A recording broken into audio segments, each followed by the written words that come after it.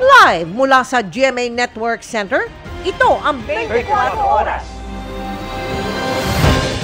Magandang gabi po, Luzon, Visayas at Mindanao. Wala ring takas sa pulisya ang lalaking nang hold up naman sa isang convenience store sa Maynila at tumangay ng libo-libong pisong barya. Ang suspect, isang dating sundalo. Nakatutok si June Veneracion. Exclusive. Pasado 1:00 ng madaling araw nung Miyerkules, makikita ang isang lalaki na pumasok sa isang convenience store sa Santa Mesa sa Maynila. Nagkasa siya ng baril at hinold up ang nakapwesto sa counter. 2 bag ng barya ang unang inabot sa lalaki. Tinanggihan niya ito, pero nang makitang walang ibang laman ang cash register, tinangay niya ang mga bag ng barya at tumakas sakay ng motorsiklo. Doon, nakapag-hold up siya, amounting to 11,000 na coins. Bago nito, 2 beses pa pala siyang nagpunta sa isa pang convenience store sa lugar. Sa parehong pagkakataon, walang tao sa counter at umalis lang ang lalaki. Sa tulong ng kuha ng CCTV, natukoy at natunton ang lalaking naninirahan sa Tondo, Maynila. Naaresto siya kaninang madaling araw. Recover natin sa kanya yung motor na ginamit niya, na-recover din natin yung baril na ginamit niya sa pang-hold up. Sari-saring balang nakuha sa kanya. Ayon sa pulisya, bago sa bahay ng suspect, dumaan pa siya sa palengke at namili gamit daw ang ninakaw ng mga barya. Yun yung ginamit niya dahil yun nga, kaya siya ng hold up dahil wala siyang pera. Nakabili siya doon ng isang kilong fish fillet sa 2 mansanas. Yun po yung inuwi niya sa pamilya. Kinausap namin ng suspect pero ayaw niya magsalita tungkol sa pagkakahuli sa kanya. No comment na lang kayo. Okay, sige po, nirespeto po namin. Pero sinabi niyang dati raw siyang sundalo at 23 years daw na nagsilbi sa military bago nag-early retirement noong 2013. Duda ang pulisya. Meron pa siyang ibang kinasangkutan. Tinitingnan din natin na siya isang suspect din sa isang robbery din sa isang convenience store dito rin sa area ng Sampaloc na nangyari noong March 3. Nakakulong ngayon dito sa custodial facility ng Manila Police District Station 8 ang suspect. Nakatakda siyang sampahan ng reklamong robbery. Pero maaari pa itong madagdagan kapag napatunayang sangkot din siya sa iba pang krimen. Para sa GMA Integrated News, June Veneracion, nakatutok 24 Oras. 5 taong magtitigil operasyon ng Philippine National Railways bago matapos ang buwan. Para mapunan ang ruta ng PNR, bus ang tugon ng Transportation Department. Nakatutok si Joseph Moro. 20 hanggang 25,000 mga pasahero ang umaasa sa Philippine National Railways. Maraming mga estudyante at mga negosyanteng namimili sa Divisoria kung saan may malapit na istasyon ng PNR tulad ng Noemi. Pero sa March 28, Huwebes Santo, ititigil ang operasyon ng PNR mula Alabang hanggang Tutuban para magbigay daan sa North-South Commuter Railway o NSCR project. Huling araw ng operasyon sa March 27, Miyerkules Santo. Itinaon sa Semana Santa ang pagsasara para walang masyadong taong maaabala. Isasara ito sa loob ng 5 taon. Mahirap din na nag-ooperate yung line na yon. At the same time, may construction, ay baka maapektuhan yung safety ng mga passengers. Ikinagulat at ipinag-alala ng mga commuter ang pagsasara ng PNR. Maghahanap na lang ng mas malapit na alternative na bilyan or baklaran, mas one way lang din kami doon. Magastos po yun para sa amin kasi pag nag-PNR po kami,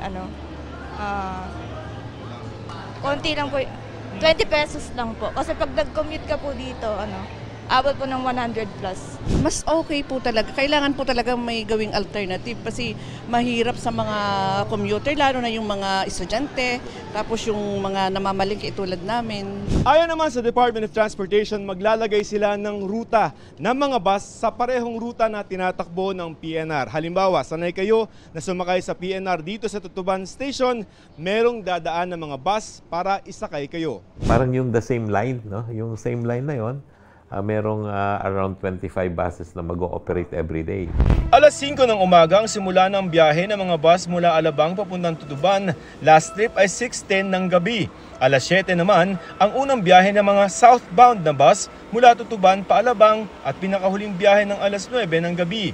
Noong isang taon, nauna ng isinara ang operasyon ng ruta ng PNR mula Calamba sa Laguna hanggang sa Alabang sa Muntinlupa. Ang PNR bahagi ng mas mahabang North-South Commuter Railway na kayang bagdasin mula Calamba, Laguna hanggang Clark sa Pampanga sa loob lamang ng 2 oras. Para sa GMA Integrated News, Joseph Morong, nakatutok 24 oras.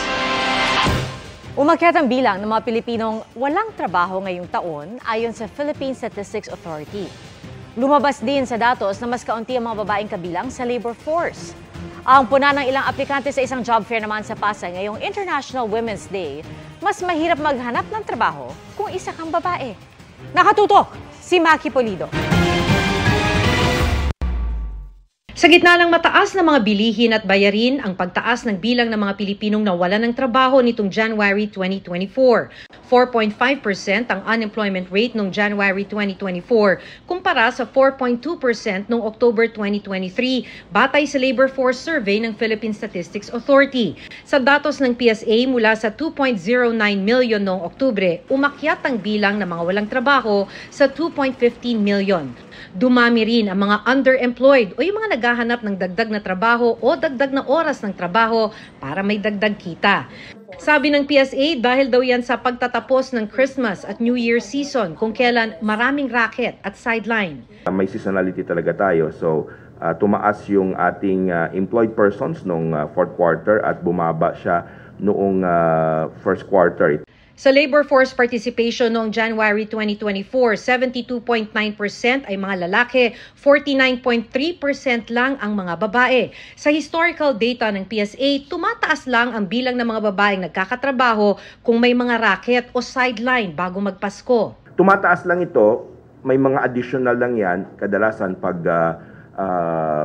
fourth quarter, tumataas, nagko-close yan to mga 53 to 55% due to yun nga yung mga seasonal jobs. But pag normal na naman, babalik na naman doon sa mga 50%.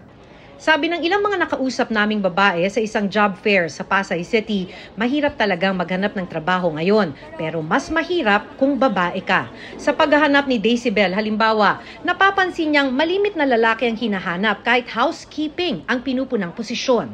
Naiisip ko lang bakit lalaki lang yung kailangan nila, ganyan. Kung kaya naman po ng babae. Suspetsya naman ni Rhea, hindi siya natanggap ng mag-apply bilang call center agent dahil may mga anak siya. Kagaya ko nung nakaraan, tinanong ako, sabi nila, sino po mag-aalaga sa mga anak mo if ever na ma-hire ka? Tapos sabi ko, meron naman po akong kasama sa bahay. Ayun, ayaw pa rin nila. Ginagalang daw ng Department of Labor and Employment ang prerogative ng mga kumpanya sa pagpili ng mga kukunin nilang empleyado. Pero wala raw dapat diskriminasyon. Kung kwalipikado, hindi raw dapat maging batayan sa hiring ang gender, status o edad. Para sa GMA Integrated News, Maki Pulido, nakatutok 24 oras. Nakatakdang bumiyahe pa Czech Republic at Germany si Pangulong Bongbong Marcos sa susunod na linggo. Wala pang isang linggo mula na bumalik siya mula sa Australia. Ang mga biyahe abroad ng Pangulo dinipensahan ng Department of Foreign Affairs. Nakatutok si Ivan Mayrina. February 28 nang lumipad pa Canberra, Australia si Pangulong Bongbong Marcos bilang guest ng Australian government at nanatili hanggang February 29. March 3, bumiyahe siya pa Melbourne, Australia para sa ASEAN-Australia Summit at nagbalik bansa nitong Miyerkules ng gabi. Sa Lunes, biyaheng Germany siya para sa working visit sa March 12 at 13 at sa Czech Republic para sa working visit sa March 14 at 15. Ikalimat-anim na biyahe na ito ng Pangulo ngayong taon. Ika-22 beses sa maglubas ng bansa simula ng maupong Pangulo para sa kabuuang 84 na araw na siya nasa ibang bansa. Ilang beses nang may mga pamuna sa madalas sa pagbiyahe ng Pangulo. Sabi ng Department of Foreign Affairs, bahagi nila ito ng pagsusulong ng mga layunin ng kanyang administrasyon. The President's international engagements is, of course, in support of his development agenda, security, economic, that will redound to the benefits of our countrymen. Sa kabila ng paulit-ulit na tanong ng media, hindi isinasa publiko ng Malacanang ang halaga ng ginastos sa mga biyahe ng Pangulo at ng kanyang delegasyon abroad. Ang kanilang ibinibida, ang mga nakukuhaan nilang investment. Base sa datos ay nilabas ang Presidential Communications Office noong December 21, 2023, umabot na raw sa halos 300 bilyong piso ang actualized investments o yung mga nangyari na at hindi lang daw pledges o pangako. Sabi ng DFA, tulad ng ibang biyahe abroad, layo ng biyahe ng Pangulo sa Germany at Czech Republic na mahikayat ang mga negosyante at investor na mamumuhunan sa bansa at bumuo ng mga kasunduan para sa ekonomiya at paglikha ng trabaho. Sa Czech Republic, kung saan kasalukuyan may 7,000 Pilipino, inaasahang mabubuo ang kasunduan para tumanggap ng 10,000 manggagawang Pilipino roon kada taon simula sa Mayo. Doble sa kasalukuyang 5,000 limit. Kasama rito ang mga mekanismo para maprotektahan ang kapakanan ng mga Pilipino roon. Sa Germany naman, kung saan may 36,000 na Pilipino, isang joint declaration of intent ang nakatakdang pirmahan na magpapalago sa maritime sector ng dalawang bansa at lilikha ng mga trabaho para sa mga Pinoy seafarer. Sabi pa ng DFA, mahalaga ring alagaan at palawakin pa ang ugnayan ng Pilipinas sa mga kaalyado ito sa gitna ng umiigting na tensyon sa West Philippine Sea. These are countries which are like-minded. We share values for democracy, human rights, and the rule of law, including in the promotion of an open, inclusive, international rules-based order. Yes, the President will have an exchange on how both could work together in maintaining an international rules-based order. Makakasalamuha rin ng Pangulo ang mga Pinoy sa dalawang bansa. Para sa GMA Integrated News, Ivan Mayrina, nakatutok, 24 oras. Mga kapuso, ihanda ang bulsa dahil nag-anunsyo ng taas singil sa kuryente ang Meralco ngayong buwan. Posible pa raw yang madagdagan ngayon. Ramdam na ang mas mainit na panahon at epekto ng El Niño. Nakatutok si Mariz Umali. Umaabot sa mahigit 5,000 piso ang bill sa kuryente ni Tatay Benito dahil sa konsumo sa pagmamayari niyang karinderya na mahigit 400 kilowatt-hour kada buwan. Kaya ganun na lang siya nababahala sa inanunsyo ng Meralco na magtataas pa ang presyo ng kuryente ngayong Marso, taliwas sa unang sinabi noong Pebrero na asahang bababa raw ang singil. Pasakit pa rin sa aming mga consumer yon. Bababa tapos mas malaki pa pala yung itataas. Ganon. Bali wala yung sinasabi nilang ibababa. Tag-init, lalong tataas pa uli yung mga bill namin. Nasa 2 sentimo kada kilowatt-hour ang inanunsyo ng Meralco na dagdag singil. Katumbas yan ang hindi tataas sa 5 pisong dagdag sa kabuoang bill ng pangkaraniwang pamilyang kumukonsumo ng 200 kilowatt per hour. Paliwanag ng Meralco kahit nabawasan ang singil sa generation charge dahil sa mas maliit na bayarin sa kanilang mga supplier, tumaas naman ng halos 40 centavos kada kilowatt-hour ang transmission charge na ipinataw ng National Grid Corporation of the Philippines o NGCP. Higit triple ang itinaas nitong tinatawag na ancillary service charge ngayong buwan na katumbas na ng halos 52% ng kabuang singil ng transmission. Unfortunately, natabunan nito yung pagbaba ng 35 centavos per kilowatt-hour sa generation charge. Kung tutusin nga raw ang naiiwan lang sa Meralco ay ang distribution charge na hindi naman daw nagbago. Bumaba rin daw ng mahigit 14 centavos kada kilowatt-hour ang singil mula sa mga independent power producer. Kasama na ang bawas sa Malampaya Gas ng FGCP Santa Rita sa ilalim ng bagong gas sale and purchase agreement alinsunod sa utos ng Energy Regulatory Commission. Nagmura rin pati ang bayarin sa wholesale electricity spot market dahil sa pagbuti ng supply condition. Gumagawa raw ng paraan ng Meralco para mabawasan ang singil sa kuryente. Kasama naman dun sa ating day-to-day operations, yung pag-optimize ng ating pagkuha ng kuryente mula sa iba-ibang supplier. Kung hindi na-optimize itong supply ng Meralco, marahil mas mataas yung naging increase na naramdaman ng mga customers. Pero dahil papalapit na ang tag-init at umiiral pa ang El Niño, sabi ng Meralco posibleng asahan pa ang panibagong mga dagdag singil sa kuryente, lalo't apektado rin ang generation ng kuryente. Muling nagpaalala ang Meralco sa publiko na maging masinop at matipid sa paggamit ng kuryente na kadalasan daw ay tumataas ng 10 hanggang 40% sa ganitong panahon. Sabi ng Meralco, regular na linisin at i-check ang mga appliance at ipirmi sa 25 degrees Celsius ang temperature setting ng aircon. tanggalin sa saksakang appliance pag di ginagamit. Hanggat maaari, gumamit ng natural lighting o kung hindi maiiwasan, gumamit ng LED light.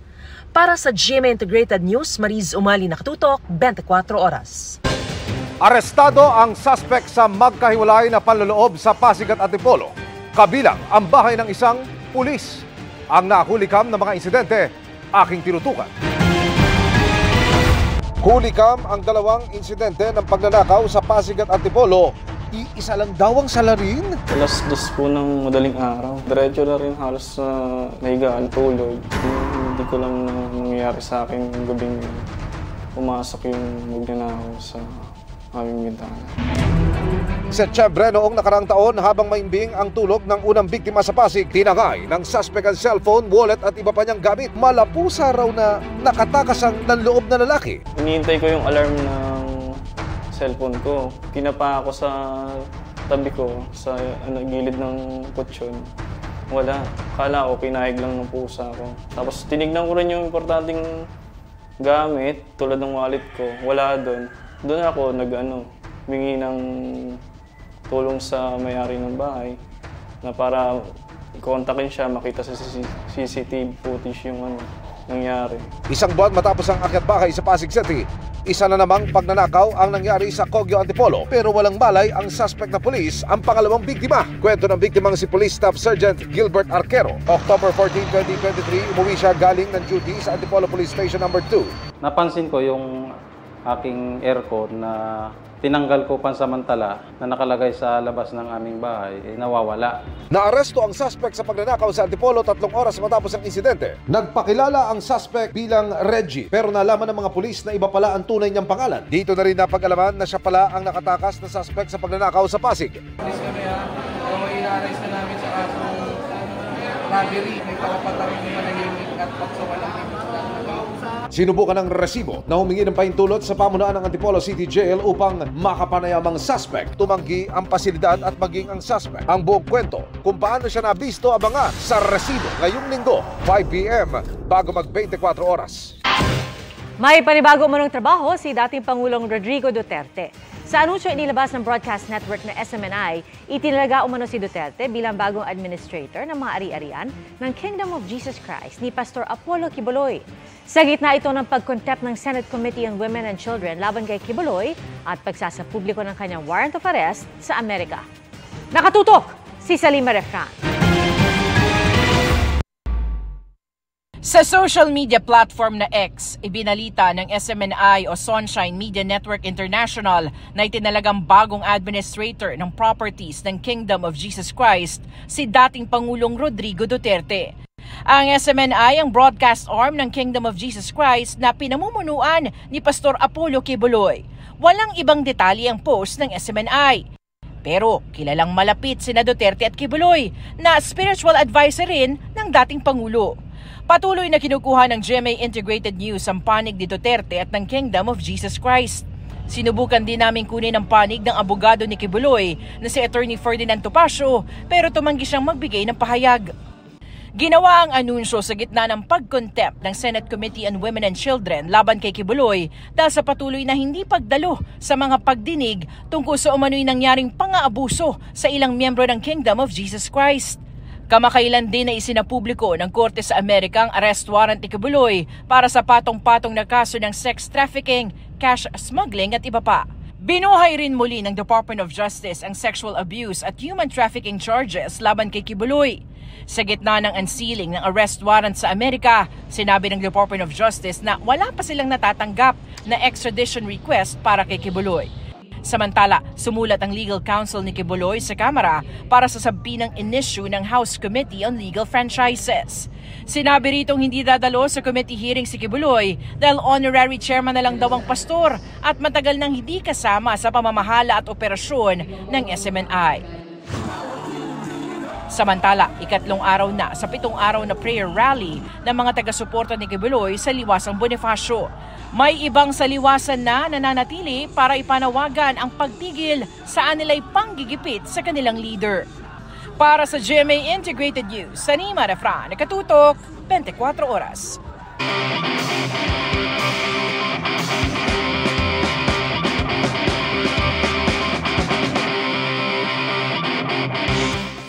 Sawa ka na rin ba sa pagtatampisaw lang at gusto ng kakaibang adventure para sa tag-init? Sa Rizal, pwedeng magpadala sa agos ng ilog gamit ang floaters with matching nature sightseeing pa. Sounds fun? Tara, let's change the game and try river tubing.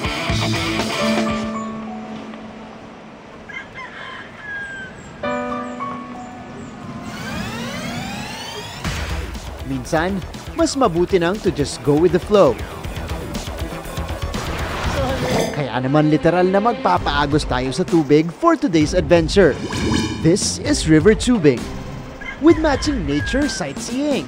Mga kapuso, sa wakas after 2.5 hours na biyahe, nandito na tayo sa Camp Agos sa Daraitan, Tanay, Rizal. At talaga namang one with nature ang pakiramdam sa kanilang Kubo-style accommodations. Yung best part dito sa Dragonfly House nila, ayan po, ang view ng ilog. Nag-offer po kami dito ng nature getaway. Meron po tayong accommodation dito na pang couple and then pang tent packs. At ang ilog, hindi lang perfect para sa swimming. Dahil pasok din to para sa river tubing at magpadala sa agos ng tubig. Masubukan nga. Tara, let's go! Pag rubber tubing po, may mga bato-bato po. Yun po, iniwasan po natin. Ako po mag-aalalay sa inyo. Then pagka sinabi ko pong street body, may part na mababaw, street body po kayo. Para hindi tumama yung likod ko sa ampwet. Opo, ampwet po. Okay, sa mga bato sa ilalim. Para mabilis marating ang starting point, sumakay na kami ng tricycle. Nandito na po tayo sa starting point natin ng river tubing. Nararamdaman na natin yung current ng river. Here we go! Let's change the game and try river tubing. Yeah! Let's go!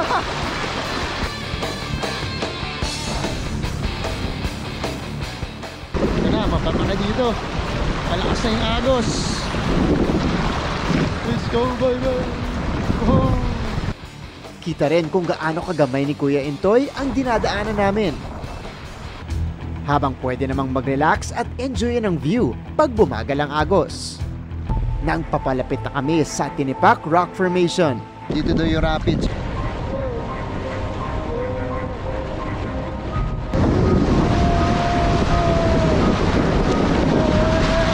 Solid, grabe yun! After 30 minutes natin magpaagos, eto na, nandito na tayo sa ending nung route natin sa Tinipak Rock Formation. Ang river tubing, nagkakahalaga ng 400 to 500 pesos per person, kasama na ang guide. Overall experience natin, napakasaya, napaka-relaxing. Kitang-kita mo yung mga view dito kasi ang kaharap mo dito, Mount Daraitan. And that is it for our water adventure today para sa GMA Integrated News. Ako si Martin Javier, changing the game! Magiging mas exciting pa raw ang Love Die Repeat dahil sabi ng bida nitong si Jenilyn Mercado, mas marami pang twists and turns sa storya. Bukod sa serye, ano pa bang pinagkakabalahan ni Jen? Alamin niyan sa chika ni Lars Santiago. Huwag mo na kaming guluhin. Pwede ba? Bitawan mo nga ako. Wala akong pakialam kung buntis ka. Bernard, bitawan mo siya. Natutuwa si Jenilyn Mercado sa magandang response ng mga manonood sa kwento ng kanilang serye ni Sian Lim na Love Die Repeat. Ang co-star nilang si Balin Montenegro na gumaganap bilang Chloe, certified basher's delight dahil sa kanyang mga eksena. Talaga raw maraming twist and turns hanggang sa dulo. Masaya na maraming mga nanonood na nakaka-relate doon sa kwento. Naku, ang dami palang ang daming mga nasasaktan lately. Pero syempre masaya ako na maganda yung takbo ng show namin at yung ratings niya. Lalo nga raw kaabang-abang ang mga magaganap sa karakter niyang si Angela. Madami ng problema si Angela. So, nadagdagan pa yung problema niya na nalaman niya na buntis si Chloe. At ngayon talagang na siya, matutuloy na yung pag-alis niya. Kung sa Love Die Repeat, ay napakaraming kamalasan daw na nangyayari kay Angela.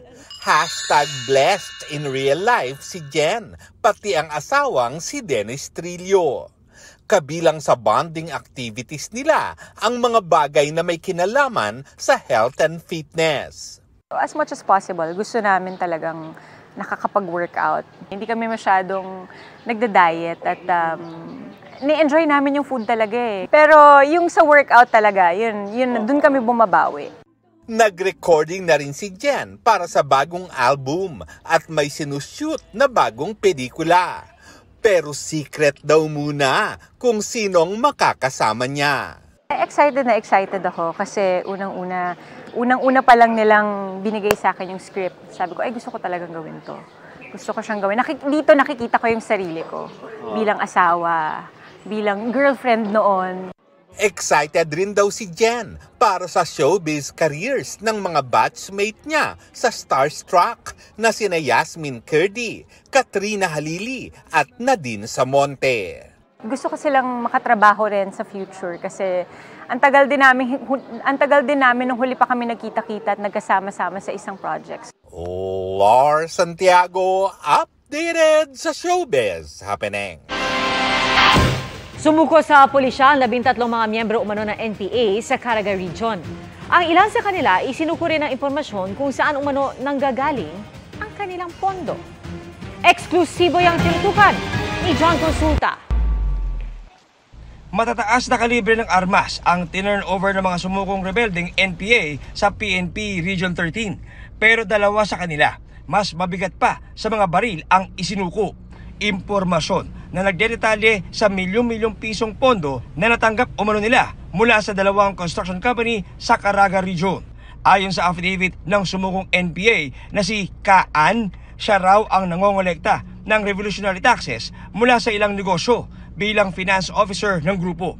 Mula 2016 hanggang 2018, nagbigay raw ng di bababa sa 3 milyong piso kada taon ang dalawang malaking construction firm na personal niya umanong nasaksihan bilang finance officer. Isip finance officer, ako ang nakighimamat sa mga kumpanya nga tiunay na nagsuporta sa kalibukan. Sa lapi, gigamit man sa panakit sa pamalit sa mga armas.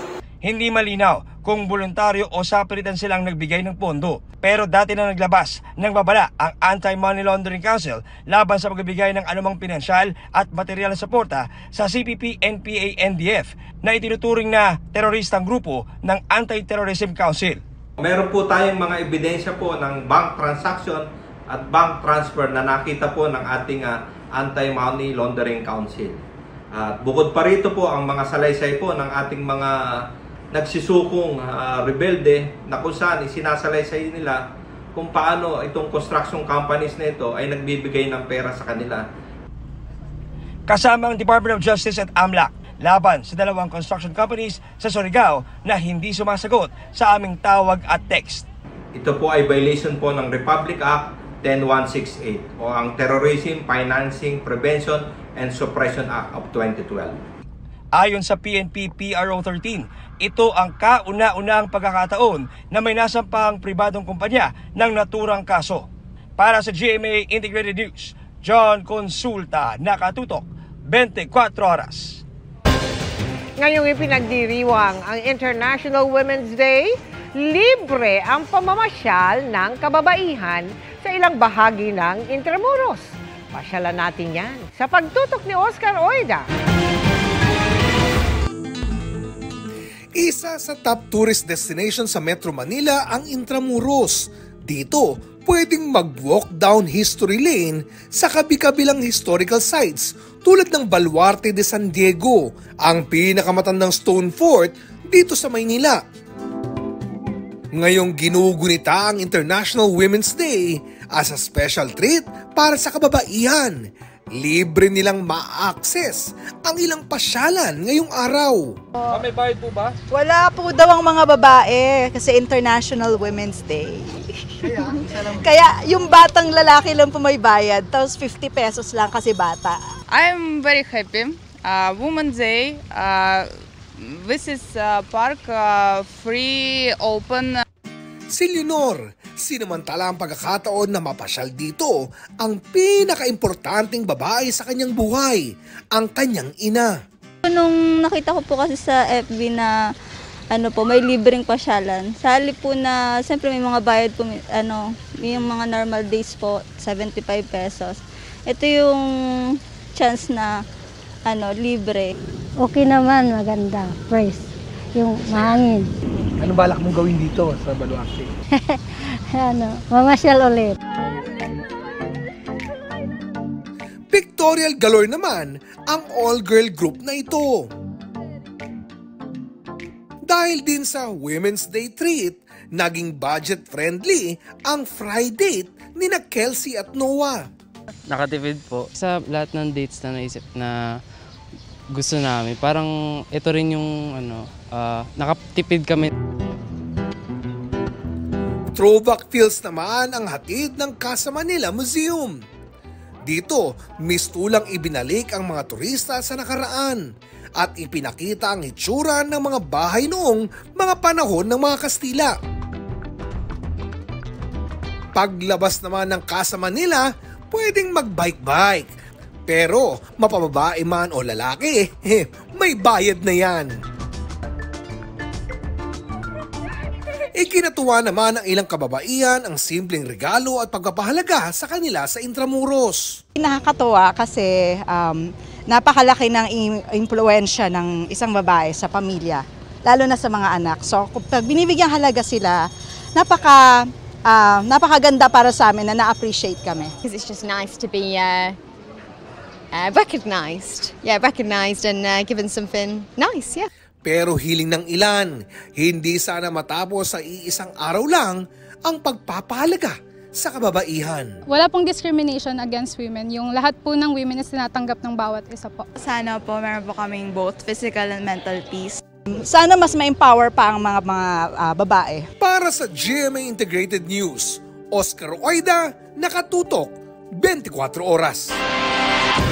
Isa na yata sa pinaka-importanting instrumento sa pagkatuto ay mga libro. Pero sa mga public school, kulang pa yan hanggang ngayon ayon sa isang pag-aaral, kaya nagiging pribilehyo para sa mga meron. Tutukan po sa special report ni Marie Suban.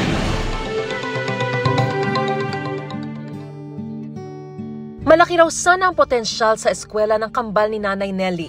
Pero kulang sila ng textbook dahil sa kakapusan nila sa budget. At swerte na kung makahiram. Nakikita ko po silang nagbabasa ng mga wala po kung ganong subject na libro. Parang nasasaktan din ako na hindi ko mayan kulang sa kanila, kakulangan ko na maibigay sa kanila. Wala bandera pa lang kumamay. Nakalulungkot na hanggang ngayon, pribilehiyong maituturing ang pagkakaroon ng textbook. Sa pagitan ng dalawang batang magsintalino at magsinsipag halimbawa, bentahe agad ang may nagagamit na libro. Baka pag nagkaroon ako ng libro, baka tumaas rin ng grades ko tapos matuto rin ako. Pero ganito raw talaga sa maraming public school ayon sa pag-aaral ng 2nd Congressional Commission Education o EDCOM2. Kulang ang textbook o minsan nga wala talaga. Sa lahat pala ng antas, so grades 1 to grade 10, across all subjects, ang may kumpleto lang na textbook simula 2012 hanggang 2022 or hanggang ngayon, grades 5 and grade 6. For the entire decade that has passed, many of our learners have been going to school but not having textbooks. Ipinagtataka ng EDCOM2 dahil may budget naman daw. Mula 2018 hanggang 2022, halimbawa, 12 bilyong piso ang laang pondo para sa mga libro. Pero ang nagamit lang, 1 bilyong piso. Pag-amin ng DepEd, inaabot ng 3 taon ang procurement o pagbili ng mga textbook. So what are we doing right now? Sa ngayon, hindi na po natin sinusundan yung Volume 5. Kung sino yung magde-develop ng manuscripts, sino ang magde-develop ng content, siya na rin yung magpiprint at magde-deliver. Nakaapekto rin daw ang pagtutok nila sa mga module para sa distance learning ng pandemya at ang desisyong wag muna bumili ng textbook habang hinihintay ang pagbabago sa curriculum. Pero dahil balik na sila sa pagbili, makukumpleto na raw ang 80% ng mga libro sa pasukan. Habang kulang ang libro, sobra-sobra naman ang workload o trabaho ng mga guro na iniaatas ng DepEd ayon sa pag-aaral ng EDCOM 2. Sabi tuloy ni Teacher Jeffrey, sa halip na makapag-focus talaga dun sa pagtuturo lang, dun sa klase mo, de-develop ka pa ng mga panibagong modules, lesson materials. Kaya sabi ng DepEd, tuloy-tuloy ang pag-hire ng mga administrative officers at personnel support. At nitong Enero, we issued a department order already removing the administrative task of teachers. Dagdag pa ng pag-aaral ng EDCOM 2, hindi gamay ng ilang guro ang itinuturo nilang subject. Sagot ng DepEd, we recognize that problem at meron ng mga isinasagawang pag-aaral yung ating human resources na strand, no, para tingnan kung ano ba yung tama nating gawin dito. It's also hindi lang sa specialization, no, pati yung sinasabi nating teacher shortage. Pero kahit maitama ang pagtuturo, hirap pa rin kung gutom o di malusog ang bata. Sa parehong pag-aaral, lumabas na pinakamalaking problema ang malnutrisyon. Isang sintomas niyan ang pagkabansot o stunting na mas nararanasan sa Pilipinas kumpara sa global average. Kung pagdating sa foundational years mo, hindi ka nakakuha ng sapat na nutrition, yung kakayanan ng utak mo na mag-absorb ng pagkatuto pagdating ng mga elementary, mahina na and apektado na. Kaya sabay na tinututukan ng DepEd at DSWD ang feeding program para sa mga unang antas ng pag-aaral. In-expand natin yung feeding days. From the previous 120, ginawa na nating 200 plus, meaning to cover the entire school here. Yung may mga pinakakain po tayong mga bata, tinutulungan po natin na ma-augment yung nutritional needs. Ang mga problemang nakita ng EDCOM 2 ang dahilan din sa mababang proficiency ng mga Pilipino sa reading, science at math ayon sa Program for International Student Assessment o PISA. Bagamat may mga hakbang na para solusyonan ito, ang higit na kailangan ay seryosohin at tuloy-tuloy na matutukan para ang ating mga mag-aaral hindi rin tuluyang mapag-iwanan. Para sa GMA Integrated News, Mariz Umari nakatutok, 24 oras. Sinagot na ng lokal na pamahalaan ng Taguig ang mga reklamong inihain ng ilang tauhan ng lungsod ng Makati matapos ang pansamantalang pagpapasara sa Makati Park and Garden na nasa teritoryo ng Taguig. Ayon sa pahayag ng Taguig LGU, ginamit lang daw ng Makati ang mga empleyado nito na anilay nagsinungaling sa kanilang sinumpaang salaysay. Formal daw na tutugon ang Taguig sa reklamo. Oras na matanggap nila ang kopya ito. Matatandaang maghain o naghain ng mga reklamong illegal detention at grave coercion ang ilang kawani ng Makati laban kay Taguig City Mayor Lani Cayetano at ilang pang opisyal ng lungsod. Isinasagawa ngayong gabi ang pag-alaala ng mga taga-Kapuso Network ng kanilang fond memories kasama ang yumaon nilang katrabaho at kaibigan na si Jacqueline Jose. Nakatutok doon live si Nelson Canlas. Nelson? Iya, sa ikalimang gabi ng vigil dito para kay Jacqueline Jose, pagkakataon naman ng mga nakatrabaho niyang Kapuso Stars ang magbigay ng tribute sa kanya. Ngayong gabi, magbabahagi ang ilang Kapuso personalities and officers ng mga kwento tungkol sa buhay ng namayapang premyadong aktres, pati ang kanyang mga naging ambag para mapabuti ang industriya ng showbiz, lalong-lalo na sa pamamagitan ng kanyang mga proyekto sa GMA. Ilan lang sa mga naging hit projects ng award-winning actress sa GMA, ang Carmela. Tulungan mo ako. Oh. Tingnan mo ang asa ng Ilustrado. Oo. The Originals. Hindi ka ba nahihiya sa dalawa? Sige na. The Better Woman. Bakit hindi ka nag-aral mabuti? Bolera. Pasensya na. At The World Between Us. Sa ngayon, si Jacqueline pa lang ang kaisa-isang aktres mula sa Southeast Asia ang nakapag-uwi ng prestihiyosong Cannes Film Festival Best Actress Award. Kaya idol kung ituring siya sa kanyang larangan sa pag-arte. Kasama sa magbibigay ng kanilang eulogy sina directors Gina Alahar at Dominic Zapata at ang mga nakatrabahong Kapuso Stars na sina Alden Richards at Andrea Torres. Of course she will be missed. Of course, ang movie industry will not be the same without her dahil alam naman natin na ano na siya, kahit anong programa yata nakikita na natin siya na nandun. Ang dami niyang ginampan ng roles sa napakaraming teleserye. Very memorable ang bawat role. Nabibigyan niya ng kakaibang bihis sa bawat labas niya. So talagang napakahalaga ng kanyang contribution sa ating industriya. Ang hirap i-imagine na wala ng Miss Jacqueline Jose.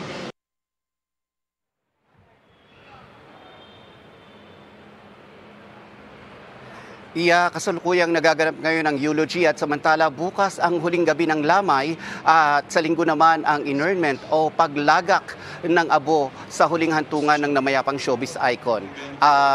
Nakikita natin sa ating mga screens na si Alden Richards ngayon ang nagbibigay ng kanyang eulogy at kanyang mga naalala sa namayapang aktres. Iya? Maraming salamat, Nelson Canlas.